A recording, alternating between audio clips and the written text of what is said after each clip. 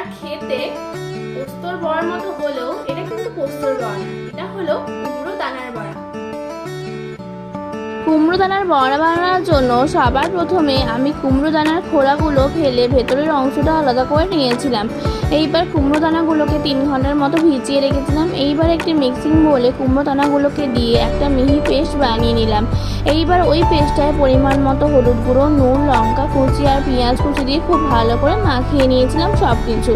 এইবার কড়াইতে তেল গরম করতে দিয়ে তাতে ওই পেস্টটা থেকে বড়ার শেপে একটু একটু করে পেস্ট নিয়ে কড়াইতে দিয়েছিলাম। তারপর ধীরে ধীরে এপিট ওপিট করে ভেজে নিয়েছিলাম। খুব আস্তে আস্তে ভেজেছিলাম, যেহেতু খুব নরম তাই ভেঙে যাওয়ার একটা সম্ভাবনা থাকে। দিয়ে তারপর রেডি মুচমুচে বড়া। তারপর গরম গরম ভাতের সাথে সার্ভ করুন। আর কেমন লাগলো অবশ্যই জানাবেন, কিন্তু আপনারা কখনো বানিয়ে খেয়েছেন এরকম কুমড়ো দানার বড়া?